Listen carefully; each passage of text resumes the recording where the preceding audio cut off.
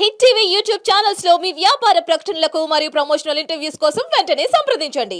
Hit TV అభిమాన ప్రేక్షకులకు స్వాగతం. నేను మీ Nagendra Kumar. Welcome to my special program and personal program my special touch.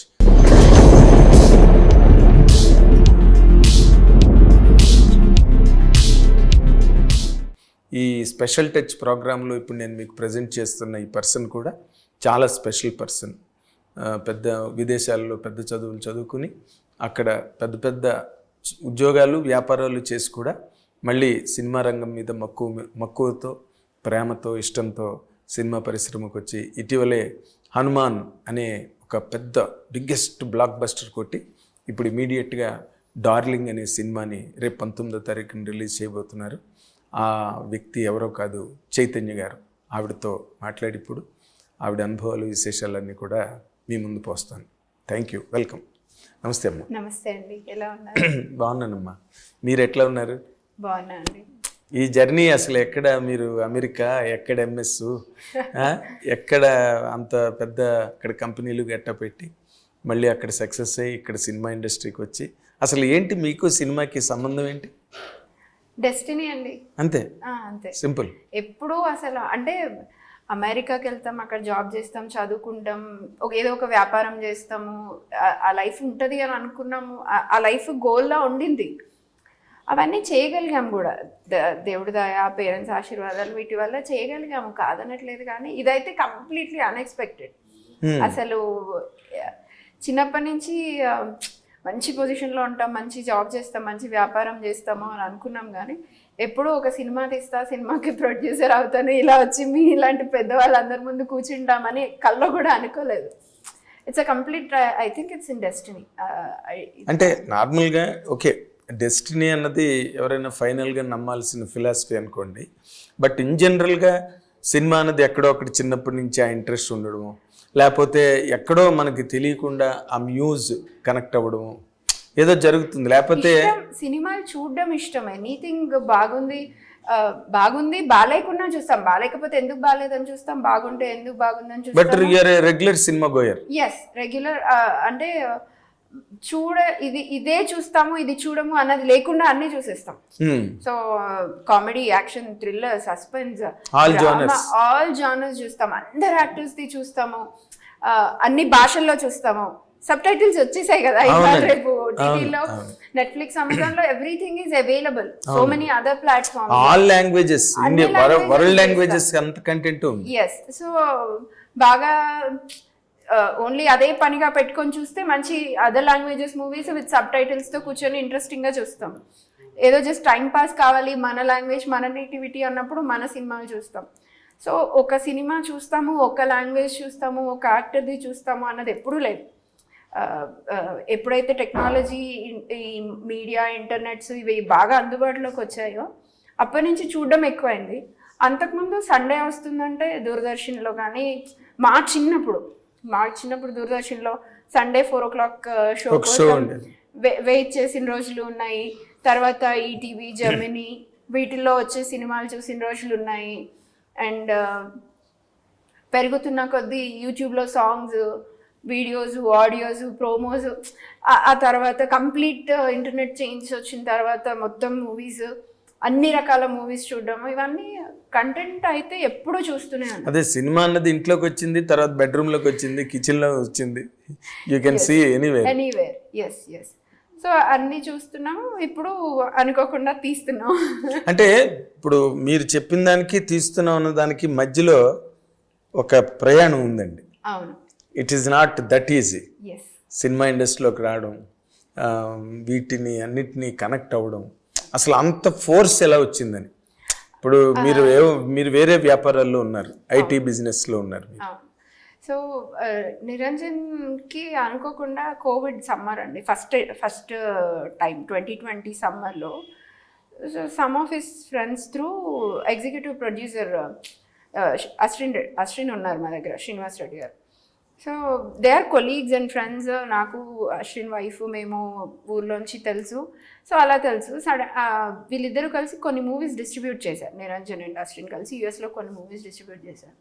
Through that అశ్విన్కి ఎవరో మంచి కథ ఉంది, వాళ్ళు మొత్తం ప్రొడ్యూస్ చేయలేకపోతున్నారు, కొంత సపోర్ట్ అడుగుతున్నారు, చేద్దామా అట్లా అట్లా అట్లా స్టార్ట్ అయింది. ఈయన వచ్చి అంత బాగుంది కదా ఇది కొంచెం ఎక్స్ప్లోర్ చేద్దాము అనేసి అంటే మనం పిచ్చా నీకు ఇంత మంచి లైఫ్ వదులుకొని ప్రొడ్యూస్ అంటే జస్ట్ ట్రై చేద్దాము ఏదో ఒకటి వర్కౌట్ అవుతుందో లేదో చూద్దాము, ఇది ఆల్రెడీ నాకు బోర్ అయిపోయింది రోజు చేస్తున్న వర్కే కదా ఇందులో ఎగ్జైట్మెంట్ లేదు, మనం కొత్తగా ఏం నేర్చుకోలేకపోతున్నాము, సో నేను ట్రై చేస్తాను అన్నాడు.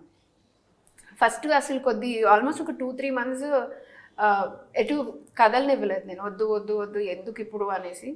సో ఇంకా పాపం ఆయన కూడా 2-3 నెలలు ఆలోచించి ఈ ఆపర్చునిటీ పోతే మళ్ళీ మళ్ళీ కష్టమేమో, సరే అసలు ఎవ్వరూ తెలియదు కదా మనకు, జీరో కాంటాక్ట్స్ త్రూ ఇండస్ట్రీ, ఏదో ఒకటి వచ్చింది సంభవం ఎందుకో నాకు ఎక్స్ప్లోర్ చేయాలనిపిస్తుంది అనేసి ఇంకా తను ఏమన్నాడంటే అన్నీ అనుకున్నట్టుగా చేసుకున్నాం కదా, ఇది చేయలేదనుకో 60th year ఎప్పుడో రిటైర్మెంట్ అయిన తర్వాత నేను కూర్చొని నువ్వు నన్ను అప్పుడు చేయనీయలేదు అని నీతో గొడవ పడితే ఏమైనా బాగుంటుందా, నేను ఇప్పుడు చేయాలనుకుంటున్నాను, ఒకవేళ ఏమన్నా ఏది పోగొట్టేదాకా వస్తే మళ్ళీ మనం వెనక్కి వచ్చి చేసుకోవడానికి మన వ్యాపారాలు మనకు ఉన్నాయి కదా. సో నాకు ఒక 2 years మ్యాక్సిమం 3 years టైం ఇవ్వు, నేను ఇది కూడా ఎక్స్ప్లోర్ చేసి వస్తాను, నాకు ఇది ఆల్రెడీ వెరీ రొటీన్ అయిపోయింది, కొత్తగా ఏం లేదు అనేసి అన్నాడు. సో కొంచెం ఆలోచించాను నేను కూడా, 100లో 98 మంది ఎవరు మాకు ముందుకెళ్ళమని సపోర్ట్ చేయలేదు, ఆలోచన అనుకుంటున్నామని చెప్పినప్పుడు కూడా. సో భయం వేసింది ఫస్ట్ థింగ్. అండ్ ఇక్కడ అంటే మనకు తెలిసిన కథలు మనం విన్నంత వరకు చూస్తే సక్సెస్ఫుల్ స్టోరీస్ డైరెక్టర్కి హీరోకి తప్ప ప్రొడ్యూసర్స్వి చాలా తక్కువ మంది ఉన్నాయి. సో ఎందుకు రిస్క్ అంటుంటే కాదు, తను ఒక్కటే అన్నాడు, ఇప్పుడు నేను చేయాలనుకుంటున్నా, చేయకపోతే ఈ రిగ్రెట్ నాకు లైఫ్ లాంగ్ ఉంటుంది, so you are with me or not అని అన్నాడు. థ్రెటన్ చేశారా? You are with me or not అని అన్నాడు. సో బేసిక్గా మాకు ఇప్పటి వరకు ఒకటి ఏంటంటే ఏదైనా చేయాలనుకుంటే చేయలేకపోవడం అనేది ఇనెబిలిటీగా అనిపిస్తుంది, తెలియదు కదా అని చేయలేకపోవడం అనేది ఇనెబిలిటీ, తెలుసుకొని చేయాలనుకోవడం అది మనకున్న ఉత్సుకత, మనకున్న ప్యాషన్, నేర్చుకోవాలనుకోవడం ఎన్నో. సో ఎలాగో సరే ఎక్స్ప్లోర్ అయితే చేస్తా అంటున్నాడు కదా, మళ్ళీ నాకైతే ప్రామిస్ చేసింది కదా బ్యాక్ వస్తా అని, ఒకవేళ ఇఫ్ సంథింగ్ గోస్ బ్యాక్ అనేసి సరే ఓకే ట్రై అనేసి చెప్పి అట్లా హనుమాన్ వచ్చింది. ఓ ఇదంతా హనుమాన్కేనేంటి జరిగింది? హనుమాన్ కంటే ముందు ఒక 2 moviesలో ఇన్వెస్ట్ చేస్తున్నాం, తర్వాత హనుమాన్ వచ్చింది. యువర్ కంఫర్టబుల్ అండి ఆ ఇన్వెస్ట్మెంట్స్ చేసిన వాటికి రిటర్న్ రాలా? ₹1 కూడా రాలేదు. 5-6 crores we burned it with that 2 movies. So ఆ తర్వాత హనుమాన్ వచ్చింది. సో ఇది ఒక్కటి ఇంకా లాస్ట్ ట్రయల్ చేస్తాను, ఇది ఓకే అయితే ఓకే లేకపోతే విల్ గెట్ బ్యాక్ అనేసి అన్నాను. సో ఆ 2 movies చేస్తున్న ప్రాసెస్లో he got knowledge that distribution exhibition ఉంటేనే నేను ఇప్పుడు చేసే సినిమా అయినా ముందుకు తీసుకెళ్ళగలుగుతా, లేకపోతే ఇప్పుడు మళ్ళీ హనుమాన్ కూడా సేమ్ ఇంకా నేను బ్యాక్ వెళ్ళాల్సిన సిచ్యువేషన్ వస్తుంది అన్నది తనకు ఆ ఎనలైజేషన్లో తెలిసిన విషయం. సో అలాగా హనుమాన్తో పాటు డిస్ట్రిబ్యూషన్ ఎగ్జిబిషన్ స్టార్ట్ చేశారు. దాంతో పాటు ప్యారలల్గా చేసాం. సో అప్పటి నుంచి చేస్తున్నాం. సో అప్పటి నుంచి ఫుల్ ఫ్లెజ్డ్గా ఇక్కడ చేస్తున్నాం లోకల్. సో అలా స్టార్ట్ చేసి ఇంకా ఈ 2 years సీరియస్గా ట్రై చేస్తాను, చేసేసి వాట్ ఈజ్ వాట్ అనేది తెలుసుకుంటారు, మంచిగా ఉంటే అక్కడ చేద్దాము లేకపోతే ఇక్కడికి మళ్ళీ వచ్చేద్దాము అని అన్నాను. సరే అన్నాను. ఆ 2 years పీరియడ్ కూడా ఎండ్కి వచ్చేసింది. హనుమాన్ అప్పటికి రిలీజ్ అవ్వలేదు, at least we were not even half way through. So అప్పుడు మళ్ళీ టైం పట్టింది కదా హనుమాన్ కంప్లీట్ చేయడం. ఎస్.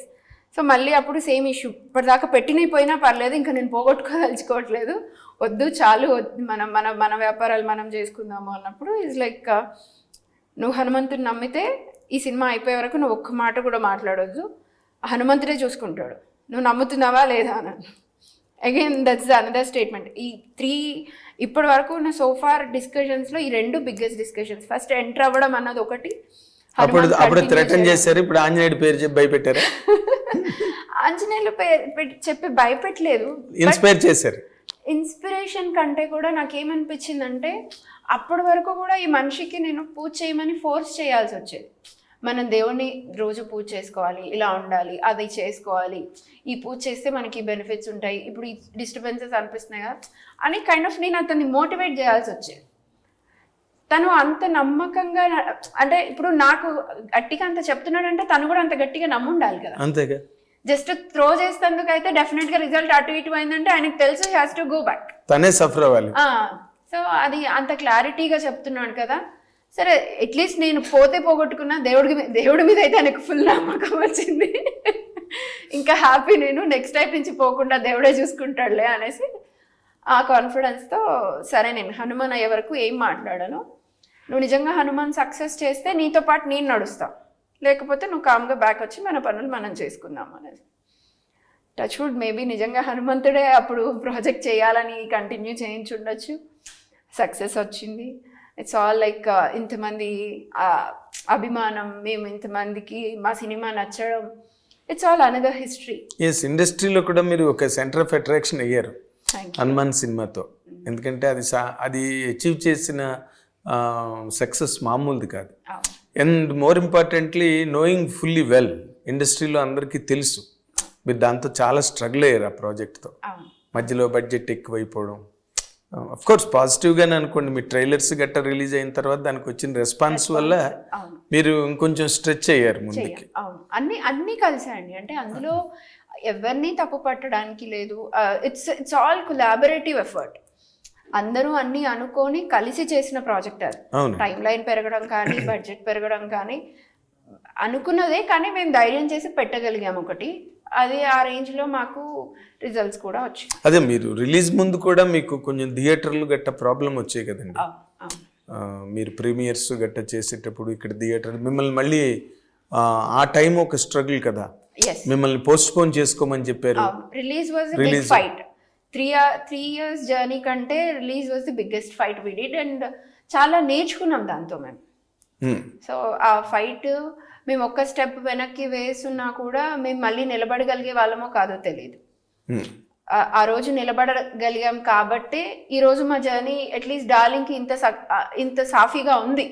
సాఫీగా కన్నా హనుమాన్ మేకర్స్ అనే ఒక గ్లామర్ ఈ ప్రాజెక్ట్కి వచ్చిందండి. Thank you. ఆ గ్లామర్ అయితే ఈ ప్రాజెక్ట్కి చాలా సపోర్ట్, ట్రేడ్ వైజ్ అవనండి, లేకపోతే ఆడియన్స్ పాయింట్ ఆఫ్ వ్యూలో అండి, ఏదైనా అనుకోండి. కానీ అప్పుడు మీకు రిలీజ్ టైంలో మీకంటూ సపోర్ట్గా ఎవరు నిలబడలేదండి? నాకు నిరంజన్ మా టీం అంతే. ఇండస్ట్రీ వైపు నుంచి ఏం సపోర్ట్ రాలి? మా డిస్ట్రిబ్యూషన్ కంపెనీ, మా పార్ట్నర్స్ అంతే. ఎస్. అండ్ డిస్ట్రిబ్యూటర్స్ మాకు ఎవరైతే తీసుకున్నారో వాళ్ళందరూ నిలబడ్డారు at the time of release. అది కూడా ఇన్ఫ్లుయెన్స్ చేసి ఓకే. ఇవాళ రేపు ఎవ్రీథింగ్ ఈజ్ ఓపెన్. మీరు ఎక్కడో యుఎస్ నుంచి వచ్చిన వాళ్ళు, ఎంత స్ట్రగుల్ అయి చేసిన వాళ్ళు బ్యాక్ తీసుకున్నారు. ఆ రిలీజ్ అప్పుడు కూడా దాన్ని కూడా ఇన్ఫ్లుయెన్స్ చేసి కొన్ని థియేటర్స్ బ్యాక్ తీసుకున్నారు. అసోసియేషన్ లో ఫైట్ చేసాం దాని గురించి కూడా. స్టిల్ థియేటర్స్ మళ్ళీ వెనక్కి తీసుకున్నారు. అగ్రిమెంట్స్ అయిన థియేటర్స్ కూడా వాళ్ళు మన హనుమాన్ వేయకుండా అదర్ మూవీస్ వేశారు. దానికోసం అసోసియేషన్ లో ఫైట్స్ అయ్యాయి. I think it's news everywhere. Yes, of course. Yes, అదే మాకు తెలుసు ఆ టైంలో మీరు. అందుకే అప్పుడు మీకు చెప్పడమే కాదు, నిరంజన్ రెడ్డి గారు బయటకు వచ్చి కూడా చెప్పారు ఇంటర్వ్యూలో, మాకు హనుమంతుడే దిక్కని. అవును, అంటే నా ఇంటర్వ్యూలోనే చెప్పారు, మీకు గుర్తుంటే. ఎంత బాధపడ్డామంటే అండి, అప్పుడు మేము ఎస్పెషల్లీ నేను ఫైనాన్షియల్గా స్టెబిలిటీ కోరుకునే అమ్మాయిగా నా భయం ఏంటంటే, ఇప్పుడు ఇంతే చెయ్యాలి, నువ్వు ఇక్కడ ఆగాలి, ఇది చెయ్యాలి. ఆల్రెడీ ఆయనకి 2-3 times కండిషన్స్ పెట్టున్నా నేను అప్పటికి. ఆ రిలీజ్ అప్పుడు కూడా ఎందుకు ఇంత రిస్క్, అందరు వద్దంటున్నారు కదా అనేసి నేను ఎక్కడ ఒక మాట అంటానో అని నా భయం, నా సేఫ్టీ కోసం ఆయనకి స్వామి లేపించాను. ఆయనకి ఎప్పటి నుంచో వేసుకోవాలని ఉంది, అదొక విషయం. తన పర్సనల్ ప్రిఫరెన్స్ పక్కకు పెడితే ఆ ప్రెషర్లో ఆయన అన్నాడు, ఈ ఇయర్ నేను వేసుకొని దేవుడికి నేనేం న్యాయం చేయగలుగుతా, పూజ ఏం చేసుకోగలుగుతా అంటే, నువ్వు ఇప్పుడు చేసుకుంటేనే అది మన ఇద్దరికి మంచిది. ఈ ప్రెషర్ నేను తట్టుకోలేను. ఇప్పుడు ఆయన నార్మల్గా క్యాజువల్గా కూర్చున్నాం అనుకోండి, మాటకు మాట వచ్చేస్తుంది కదా. సో ఏదో ఒకటి ఇప్పుడు నువ్వు అన్నీ చూస్తున్నప్పుడు ఎందుకు మరి నాకు ఇంత రిస్క్, ఏదో ఒకటి తర్వాత అయినా వస్తుంది కదా, వాళ్ళు ఇంత కొనుక్కుంటా అంటున్నారు, ఈ సినిమా డేట్ దాటితే ఎంతకో కొంతకు మనం అమ్ముకుంటాం కదా, మంచి కలెక్షన్స్ వస్తాయి కదా అని నేనైనా ఆపేదాన్నేమో. బికాస్ నాకు అప్పుడున్న స్ట్రెస్లో 1-2 సార్లు నాకే అనిపించింది, ఎందుకు ఇట్లా రిలీజ్ చేయడం అవసరమా, వెనక్కి వెళ్తే కాదా, ముందుకు వెళ్తే కాదా అనేసి 2-3 సార్లు. బికాస్ అప్పుడు నిజంగా ఆ స్వామి కూడా మాకు హెల్ప్ చేశారు. అయ్యప్ప స్వామి మాల వేసుకోవడం. I didn't dare to talk anything about business అప్పుడు. ఇంకా ఆయనతో అంతా నేను ఆయనకు వదిలేసాను. నువ్వు ఏం చేస్తావో, ఎలా రిలీజ్ చేస్తావో చెయ్యి, నేను ఒక్క మాట కూడా అన్నాను. Hanuman is your call. So నేను ఓన్లీ నీకు పొద్దున సాయంత్రం పూజకి ఏం కావాలి, మధ్యాహ్నం భోజనానికి ఏం కావాలి, ఆ 1.5 41 days నేను ఓన్లీ ఆయన భోజనం తప్పించి ఇంకొక దాంట్లో ఇన్వాల్వ్ కాలేదండి. I was scared. ఎందుకంటే నేను ఒక ఆలోచన చెప్పి, నా ఆలోచన వల్ల తను ఇంకే తను కూడా ఎందుకు తను ఇంత భయపడుతుంది, తను ఇంత టెన్షన్ పెట్టడం ఎందుకు అనేసి ఎప్పుడైనా ఒక ఆలోచన చేసి తన డెసిషన్లో ఎక్కడైనా కాంప్రమైజ్ అవ్వాల్సి వస్తుందేమో అనేసి ఐ వాంటెడ్ ఇట్, ఆ సపోర్ట్ ఆయనకి ఇద్దాం. ఆయన డెసిషన్ తీసుకున్నారు, కథను నడిపించుకున్నారు, ఇంతలాగా తీశారు, ఇంతలాగా మేక్ చేపించారు. ఇప్పుడు దాన్ని అలాగే తను ఎలా తీసుకెళ్లాలనుకుంటున్నారో జనాల దగ్గరికి అలాగే తీసుకెళ్ళనివనేసి అప్పుడు మేము అది అనుకున్నాం. మాల వేసుకోకపోతే ఫైట్ లేకపోయి ఉండేవి డెఫినెట్గా, అట్లీస్ట్ కపుల్ ఆఫ్ టైమ్స్ అయ్యి ఉండేది. అంటే అసలు మీరు ఎక్కువ భయపడ్డారేమో. రిలీజ్ అప్పుడు నేను ఎక్కువ భయపడ్డాను. ఎందుకు ఇంత రిస్క్ అవసరమా అంటే మేజర్ బడ్జెట్ కదా. అంటే అప్పటి వరకు నేను సినిమా చూడలేదు కూడా. అయ్యో. హనుమాన్ నిరంజన్ ప్రశాంత్ నాకు ఒకటే చెప్పింది ఏంటి అంటే, మీకు ఫుల్ ఫ్లెజ్డ్గా గ్రాండ్యూర్గా చూపిస్తాం సినిమా. ఆల్రెడీ ఈ డిస్కషన్స్ అన్నీ అవుతున్నప్పుడు వాళ్ళ దాకా కూడా ఎప్పుడో ఒకసారి రిఫ్లెక్ట్ అయి ఉంటాయి కదా. మేబీ వాళ్ళు అందుకు అనుకున్నారేమో తెలీదు. నేను ప్రీ రిలీజ్ మన 11th రోజు ఫుల్ ఫ్లెజ్డ్గా మూవీ చూసాను అందరితో పాటే. సో నాకు ఆబ్వియస్గా భయాలు ఉండడం, ఓన్లీ నాకు కొన్ని సీన్స్ తెలుసు. ఏంటి, అక్క చనిపోతుంది, ఆ ఎమోషన్ తెలుసు, అది క్యారీ ఫార్వర్డ్ అవుతుందని, మనీ దొరుకుతుందని, అంతవరకు ఆ bits and pieces of story తెలుసు. కానీ కథ మొత్తం తెలీదు, నేను ఎక్కడా చూడలేదు. షూట్కి వెళ్ళినప్పుడు వాళ్ళు ఏం షూట్ చేస్తున్నారో, అదే సినిమాలో ఎలా పెడుతున్నారు అన్నది క్లారిటీ రాదు కదండి. అవును, పైగా గ్రాఫిక్స్ మిక్స్ అయి ఉన్నాయి కాబట్టి అక్కడ వాళ్ళు ఏం తీస్తున్నారు లొకేషన్ లో అన్నది అర్థం చేసుకోవడం కష్టం. సో నేను ఆ రోజు వరకు ప్రీ రిలీజ్ వరకు కూడా సినిమా చూడలేదు నేను. సో ఆబ్వియస్ గా నాకు భయం ఉండడం కరెక్టే కదా. అవును, గ్యారంటీగా ఉంటుంది. పైగా ఇదేమి చిన్న బడ్జెట్ కాదు, ఏదో ఒక 5-6 కోట్లు సినిమా అయితే ఓకే. మీరు అంతకు ముందు కాల్చారు ఆల్రెడీ. అది కూడా పోగొట్టుకోవడం, అంటే మీకు అట్లీస్ట్ పోగొట్టుకోవడంలోనైనా ప్రీవియస్ ఎక్స్పీరియన్స్. ఇది 50-60 కోట్లు బడ్జెట్ అన్నిటికీ తెగించి మీరు చేసినప్పుడు అదొక్కటి నాకు బేసిక్గా నేను సినిమా ముందు నుంచి చూసుంటే కూడా నాకు కొంచెం ధైర్యం వేరేలాగా ఉండేదేమో. అప్పుడు నేను ఆ కాన్ఫిడెన్స్ ఇచ్చేదాన్నేమో. కానీ సినిమా చూసే కాన్ఫిడెన్స్ వచ్చిందండి ఆ రోజు నైట్. అప్పుడు నేను వెళ్ళి ప్రశాంత్ని కంగ్రాచులేట్ చేయడము. అప్పటి వరకు అసలు Prashanth you did a good job అని కూడా ఎప్పుడూ చెప్పలేదు. పాపం అంతా ఇప్పటికీ కూడా ఇంతమంది పొగుడుతారు. కానీ నేను ఓన్లీ ప్రీ రిలీజ్ ఈవెంట్ అప్పుడు, because after the efforts they put on, ఆ రిలీజ్ కోసం విఎఫ్ఎక్స్ కోఆర్డినేషన్ కోసం పాపం లాస్ట్ రిలీజ్ ముందు 30 days అండి.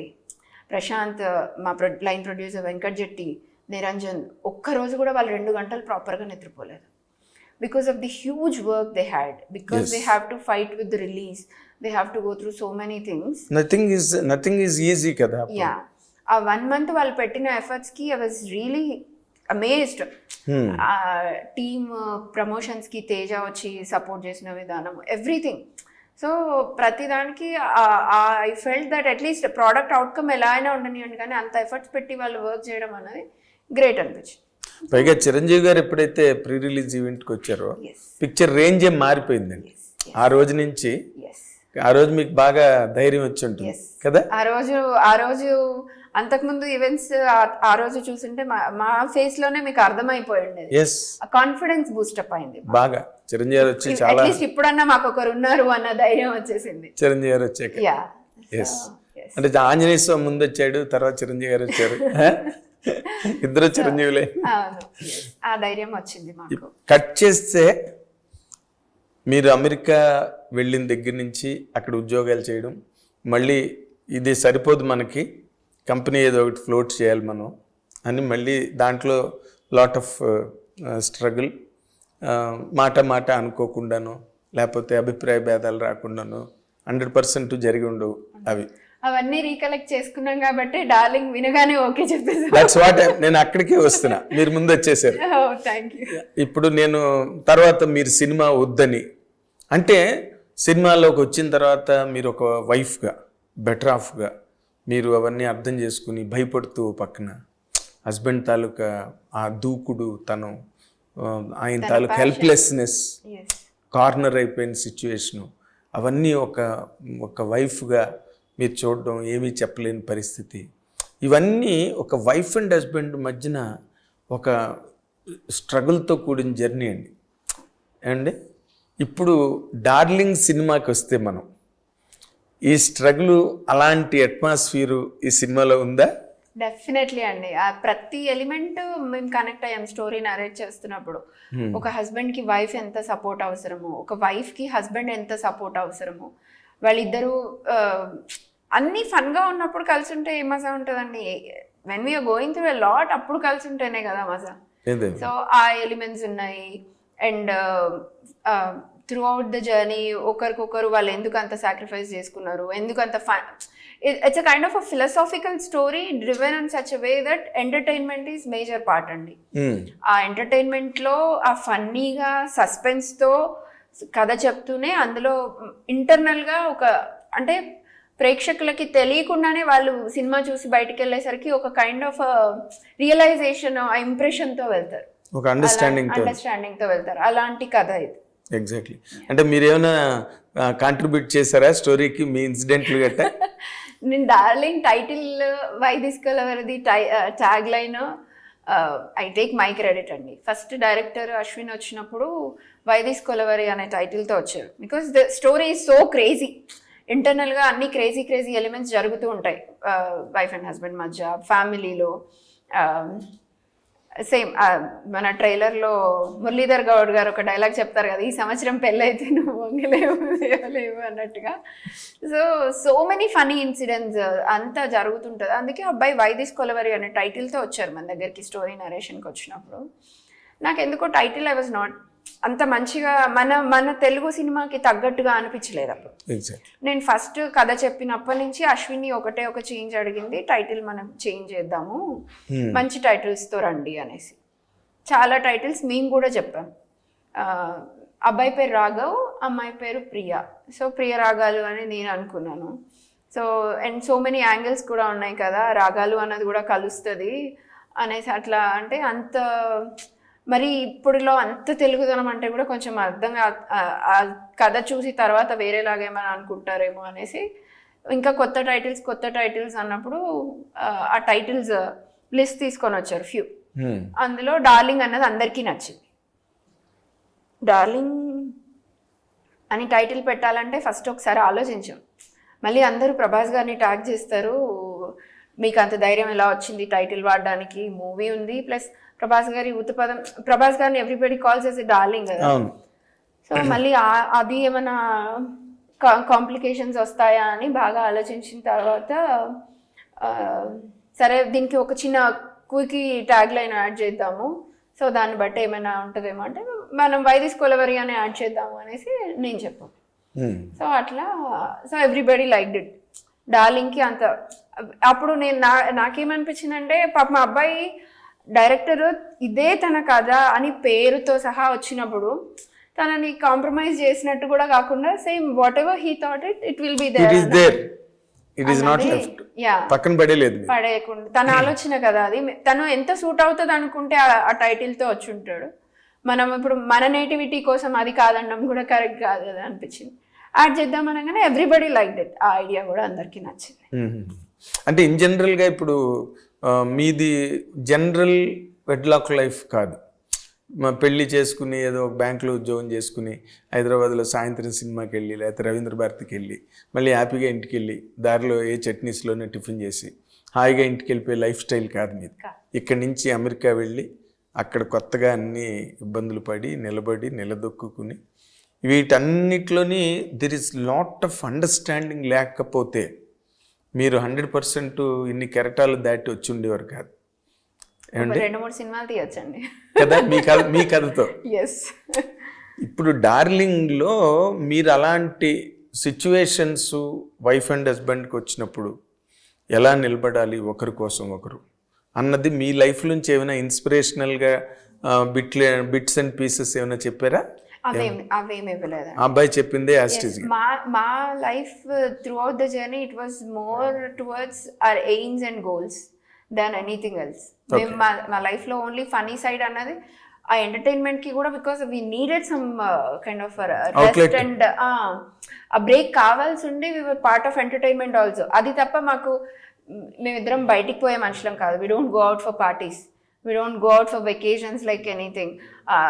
అమెరికాలోనే ఎలాగున్నారండి? ఎలాగా ఉన్నామండి, సక్సెస్ఫుల్ గా కూడా ఉన్నాము. అదే కదా, అంటే ఇప్పుడు యుఎస్ సొసైటీలో చాలా మంది అక్కడికి వెళ్ళిన నేను ఎవ్రీ పౌర్ణమికి వ్రతం చేసేదాన్ని యుఎస్ లో ఉన్నప్పుడు. ఇక్కడ టైం కుదరట్లేదు because of busy schedule.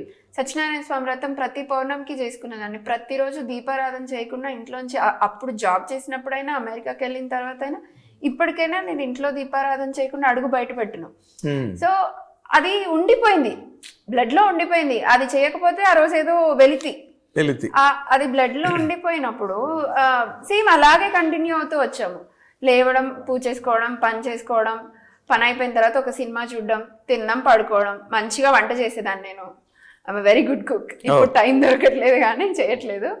So బాగా వంట చేసుకునే వాళ్ళం. అన్ని వెరైటీస్ నేనే కుక్ చేసేదాన్ని. 50 మందికైనా కుక్ చేసేదాన్ని. సో ఫ్రెండ్స్ ఎప్పుడైనా వస్తే ఫ్రెండ్స్ ఇంట్లో కూర్చొని ఆడుకోవడం, ఏదైనా గేమ్స్, మూవీ నైట్స్ తప్పించి. మూవీ తప్ప అదర్ ఎంటర్టైన్మెంట్ అంటే నెలకో 2 నెలలకో మేము మైమీలో ఉన్నాం కాబట్టి 6 నెలలకో ఒకసారి బీచ్కి వెళ్ళేవాళ్ళం. ఓకే. తప్పించి మాకు గుడికి, యుఎస్లో కాస్కోకి, గుడికి తప్పించి మేము వెళ్ళింది ఎక్కడికి లేదు. ప్లేసెస్ చూస్తాము వెకేషన్స్. 15 years. ఓకే. సో అన్ని ప్లేసెస్ ఆల్మోస్ట్ చూసాము. ఎప్పుడు చూసాము? పెళ్లి కాకముందు చూసాం. మేము చదువుకుంటున్నప్పుడు, జాబ్ చేస్తున్నప్పుడు, ఫ్రెండ్స్తో లాంగ్ వీకెండ్స్కి వెకేషన్స్ వెళ్ళడము చూసాం. కానీ once when we are more oriented about career కోసము, లైఫ్ కోసము ఫోకస్ చేద్దాము, సీరియస్ లైఫ్ అనుకున్నప్పుడు ఇట్స్ ఆల్వేస్ లైక్ వర్క్. ఎక్కడికైనా వెళ్ళినా అది సంథింగ్ వర్క్ రిలేటెడ్ ఉంటే వర్క్ చూసుకొని అలా ప్లేసెస్ ఎక్స్ప్లోర్ చేసి రావడమే. కానీ we are not that fun persons too. పని గురించి మాట్లాడండి, గంటలైనా మాట్లాడేస్తాం. అదే దట్ ఏదైనా మాట్లాడాలంటే నోట్లోంచి మాట రాదు. అంటే మీరు ఒక వైఫ్ అండ్ హస్బెండ్ గా ఒక ఇన్స్టిట్యూషన్ కాల్డ్ మ్యారేజ్, ఈ ఇన్స్టిట్యూషన్ లో మీరు ఉన్నప్పుడు అక్కడ అమెరికన్ సొసైటీకి, ఈ రోజునున్న ఇండియన్ సొసైటీకి ఈ మధ్యలో మీకు ఏం తేడా కనిపిస్తున్నదండి? ఈ రోజున ఇండియన్ సొసైటీలో వైఫ్ అండ్ హస్బెండ్ నేను చెప్తే నన్ను అందరు చాలా తప్పుగా అనుకుంటారేమో. తప్పేం లేదండి, ఎవ్రీబడి స్పీకింగ్. ఎందుకంటే నాకు ఈ రోజుకి కూడా అంటే మనం 2024లో ఉన్నాము. మేబీ కొంతమంది ఇది కరెక్ట్ కాదు అంటారు ఒపీనియన్, కొంతమంది ఇది రైట్ అంటారు. ఈవెన్ యుఎస్లో కూడా ఉమెన్ అండ్ మెన్కి ఈక్వాలిటీ లేదు ఇప్పటికీ కూడా. అది నా ఒపీనియన్. కాకపోతే అక్కడికంటే ఇక్కడ ఇంకా ఎక్కువ గ్యాప్ అయితే కనిపిస్తుంది. సో ఉమెన్ ఒక థింగ్ హ్యాండిల్ చేస్తుందంటే చూసే విధానము, అదే పని మెన్ చేస్తే చూసే విధానము ఇంకా తేడా అయితే చూస్తున్నారండి. బికాజ్ నేను ఉమెన్ బిజినెస్ ఉమెన్ అనండి, లేకపోతే ఉమెన్ ఎంటర్‌ప్రెన్యూర్ అనండి, లేకపోతే కొంచెం సెన్సిబుల్ ఉన్న అమ్మాయి అని చెప్పండి. అంటే ఈ రోజుకి కూడా నేను ఏదైనా చేస్తుంటే నిరంజన్ నాకు సపోర్ట్ ఉన్నారు కాబట్టి చేస్తుంది, లేకపోతే చేయగలిగేదా అని అనేవాళ్ళు ఉంటారు. అంటే నేను నిరంజన్ సపోర్ట్ తీసుకుంటానా, ఆయన పేరు వాడుతున్నానా అన్నది అది నాకు తెలుసు. ఎగ్జాక్ట్లీ. కానీ నేనేంటి అన్నది ఎవరైనా ఐడెంటిఫై చేస్తారా, అది ఎంతమంది చేస్తారు అన్నది నా క్వశ్చన్. ఇండస్ట్రీలోకి, ఎస్పెషల్లీ ఇండస్ట్రీకి వచ్చిన కొత్తలో ఎవరికైనా ఇంట్రడ్యూస్ చేస్తున్నప్పుడు ప్రొడ్యూసర్ వైఫ్ అని ఇంట్రడ్యూస్ చేసేవాడు. అండ్ నిరంజన్ వైఫ్ అని చెప్తే ఐ ఫీల్ వెరీ హ్యాపీ అండి. ప్రొడ్యూసర్ అది తన టైటిల్, తను కాదు. There is so much difference to it. అంటే దాన్ని క్షుణ్ణంగా ఆలోచిస్తే నాకు అనిపిస్తుంది అందులో తప్పేముంది. ప్రొడ్యూసర్ వైఫ్ అని అంటారు కదా, she should have felt proud అనేసి నాతో మొహం పట్టుకొని అన్న వాళ్ళు కూడా ఉన్నారు. ఈవెన్ అమ్మ కూడా అంటది ప్రొడ్యూసర్ వైఫ్ అనే అన్నారు కదా, నిన్నేమన్నారు అనేది. కానీ there is so much in to it. As an independent woman, I didn't marry to that title. I married to that person. Niranjan Reddy గారిని పెళ్లి చేసుకున్నారు కానీ ప్రొడ్యూసర్ని కాదు. Yes.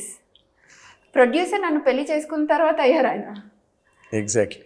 సో బిజినెస్ పర్సన్ అయినా నన్ను పెళ్లి చేసుకున్న తర్వాత అయ్యారు. నేను కూడా అంతే. ఇప్పుడు నన్ను చైతన్య గారి హస్బెండ్ అని చెప్తే ఓకే, ఇప్పుడు అదే నన్ను ఇప్పుడు నాకు రియల్ ఎస్టేట్ పెద్ద వ్యాపారాలు ఉన్నాయి, ఆమె రియల్ ఎస్టేట్ అట్లా చెప్పరు కదా.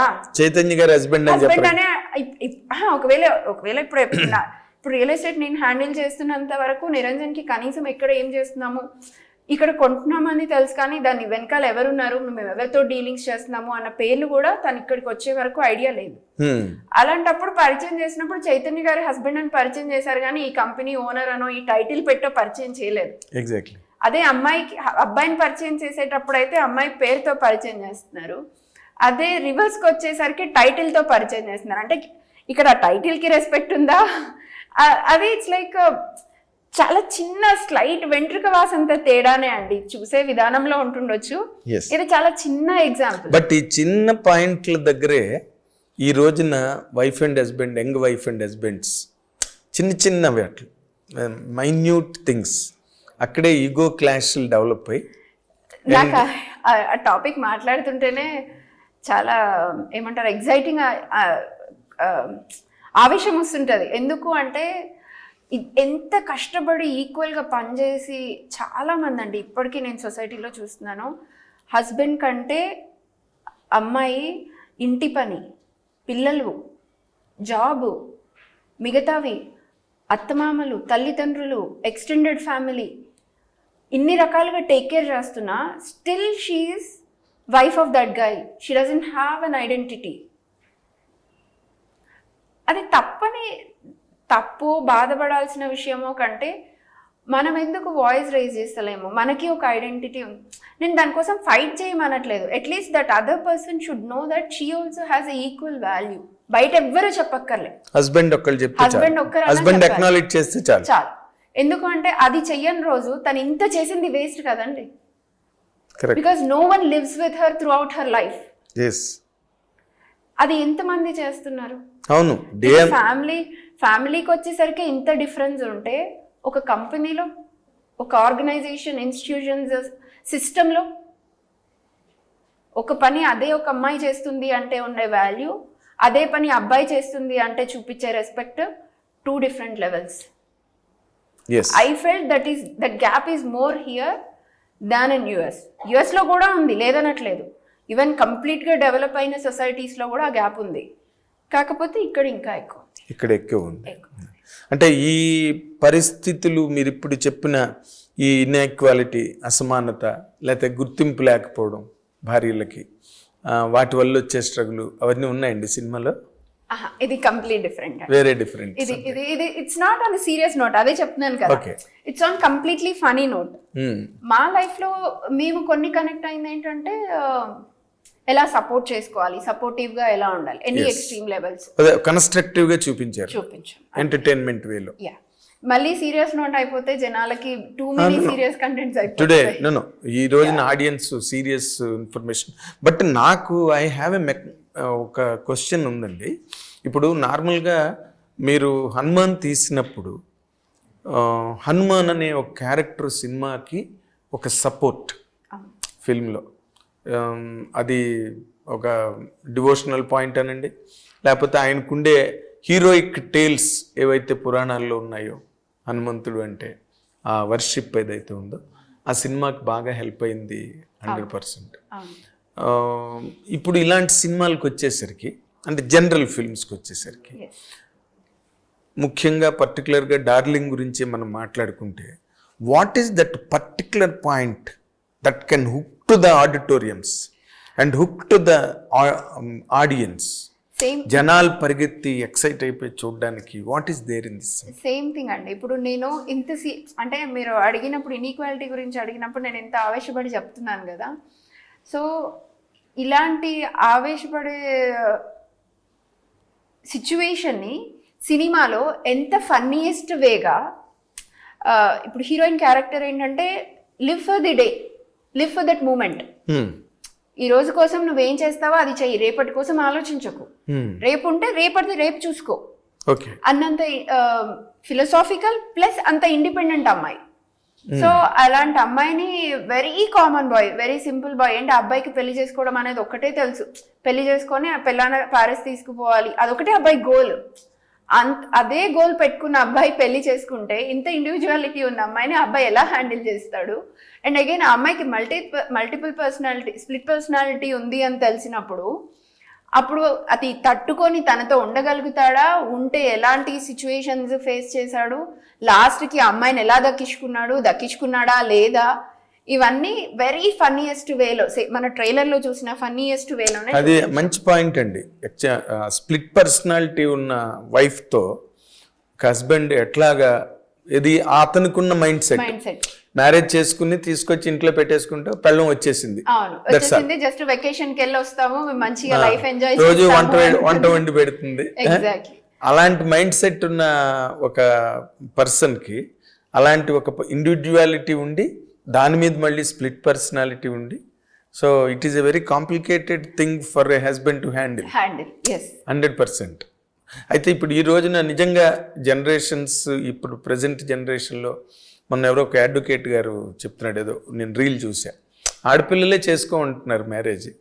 ఎందుకంటే వెళ్ళి మీరు ఇందాక చెప్పినట్టుగా అత్తమామలను చూడాలి, భర్తను చూసుకోవాలి, పిల్లల్ని చూసుకోవాలి, ఏది వీళ్ళు కూడా పెద్ద చదువులు చదువుకుని పెద్ద ఉద్యోగాలు చేస్తూ, సో వాళ్ళు అలాంటి దాంట్లోకి వెళ్ళడానికి they are not ready today girls అనేది ఒక రీల్ చూసానండి.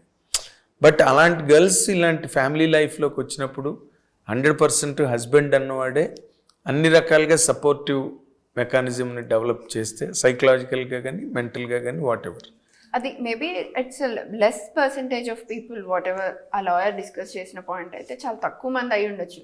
ఎందుకంటే ఇప్పటికీ మన సొసైటీలో ఉన్న మనం పెరుగుతున్న పద్ధతులు చూస్తే పెళ్ళవ్వాలి అమ్మాయి అంటే ఇలా పద్ధతిగా ఉండాలి అన్నదే 90% చూస్తాం. అంటే చదువుల వల్ల కొంత ఇండివిజువాలిటీ డెఫినెట్లీ అదైతే ఉంది. అండ్ 100% కాకపోయినా ఎంతో కొంత ఇవాళ రేపు అబ్బాయిలు కూడా సపోర్ట్ చేస్తున్న వాళ్ళు ఉన్నారు, లేదన్నది ఏం లేదు. ఇద్దరు వర్కింగ్ హస్బెండ్ వైఫ్ అని ఉన్నప్పుడు వాళ్ళు కూడా వచ్చి ఇంటికి రాగానే అట్లీస్ట్ కుక్ చేయకపోయినా ఫుడ్ ఆర్డర్ చేసి తెస్తున్నారు. సో అదేలేండి, మీరు నిరంజన్ రెడ్డి గారిని చూస్తున్నారు కదా పక్కనే, అమెరికా వెళ్ళిన దగ్గర నుంచి. అంటే ఒక మగాడి విజయం వెనకాతల ఒక స్త్రీ ఉంటుంది అని అంటారు. ఇప్పుడు ఆ స్త్రీ అనే ఆ ఓనర్షిప్ని మీరు ఓన్ చేసుకోగలరండి? అంటే what is your contribution as a wife to the success of Niranjan Reddy garu in all his journey and now in to the films? And again you made me back. Okay. So we are part of coin అండి. So both the sides. ఒక్క side ఉంటే coin కి value లేదు కదా, ఉందా? ఎప్పుడు ఉండదు. No single side, no single wheel, so no single hand. మా లైఫ్ అయితే it's we are together, it's prime show entertainment, we are together whatever we are today. ఒక్కరమే ఉండుంటే నేను ఇంత సక్సెస్ చూసేదాన్నో కాదో తెలీదు, తను ఇంత సక్సెస్ చూసేవాడో కాడో తెలీదు.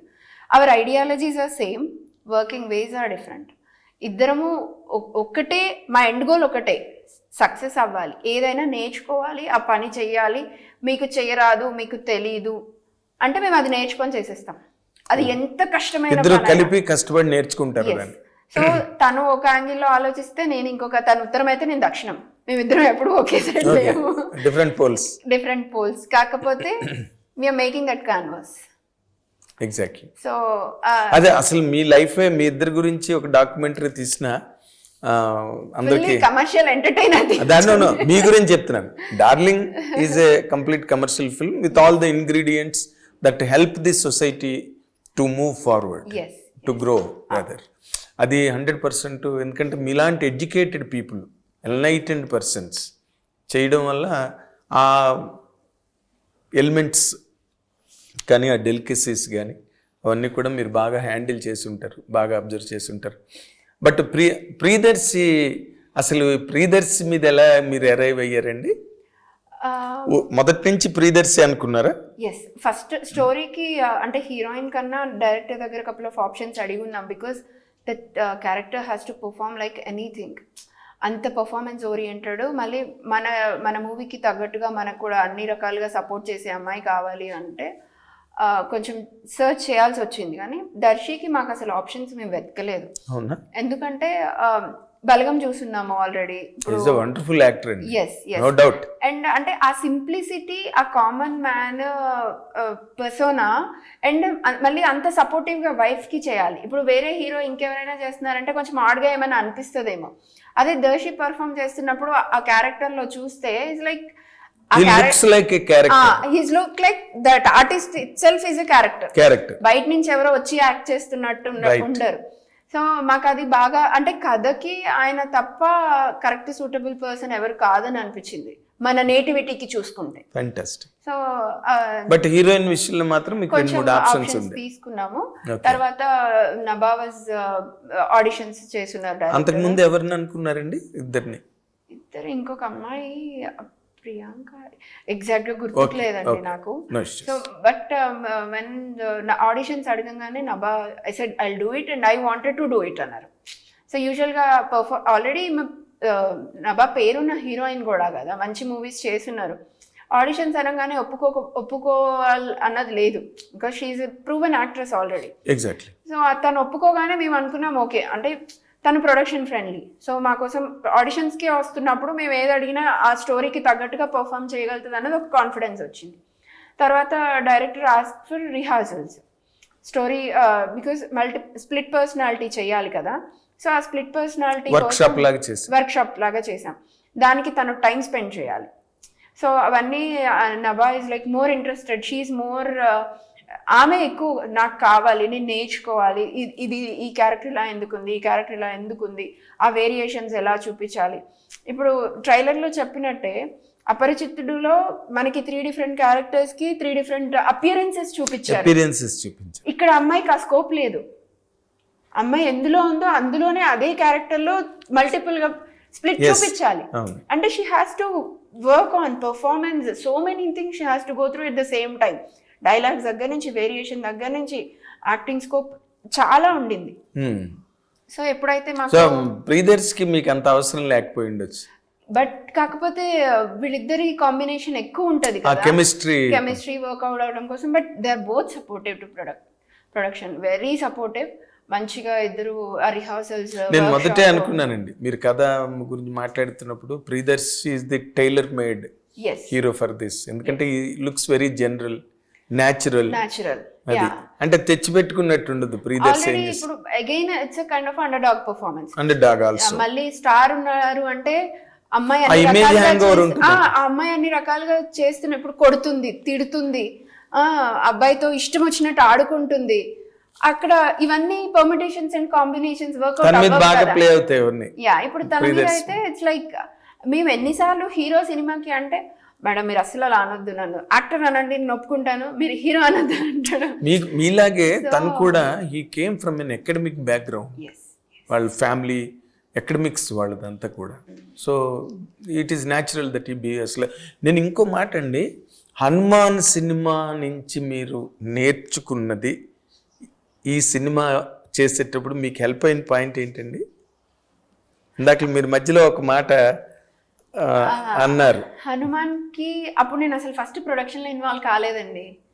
సో ఏది దగ్గరుండి నేను చూడలేదు. బట్ యూ కెన్ గ్రాస్ప్, మీరు చాలా తెలివైన వ్యక్తి. మామూలు ఊరికే డబ్బులు సంచి పట్టుకొచ్చి కూర్చునే మనిషి కాదు. చూసి నేర్చుకోవడమే. అదే that's what it is theoretical గా. సో చూసి నేర్చుకో. సో అది ఇక్కడ రిపీట్ అవ్వకూడదు అని అనిపించే పాయింట్లు కొన్ని ఉంటాయి.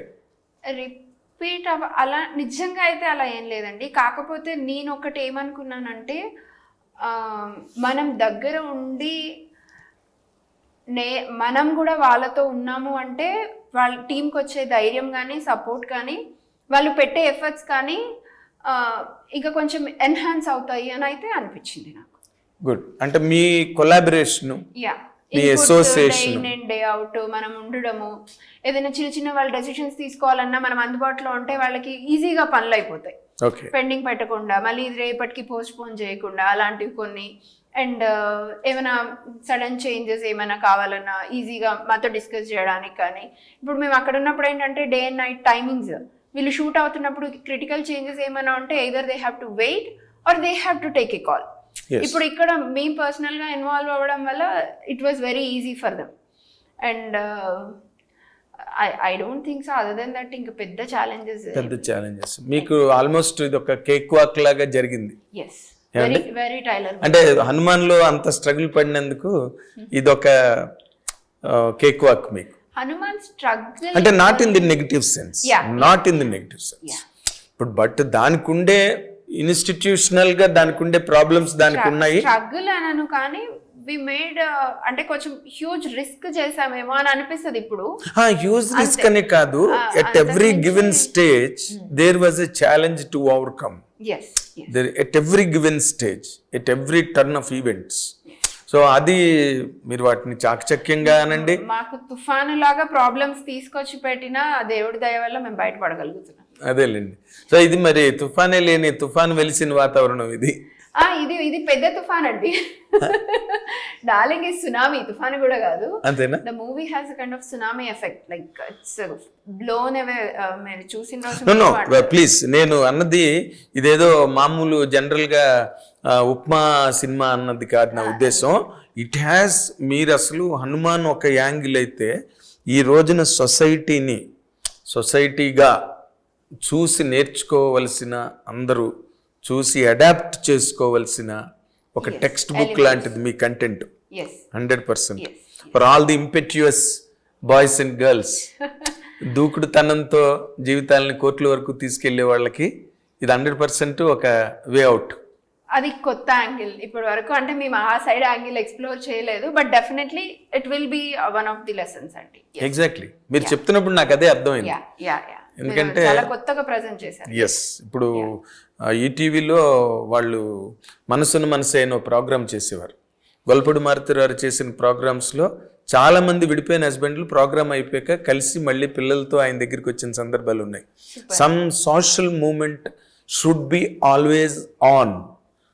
చదువులు చెప్పే ఇన్స్టిట్యూషన్స్ ఉన్నాయి, లేకపోతే సర్టిఫికెట్ కోర్సులు చేసే ఇన్స్టిట్యూషన్స్ ఉన్నాయి, అమెరికా పంపించడానికి, కెనడా పంపించడానికి సంస్థలు ఉన్నాయి. But there is no any other platform where youth can learn how to live together. కలిసి జీవించడం అనే దాని మీద వేరే పేరు పెట్టారు అనుకోండి ఇటీవల రోజుల్లో.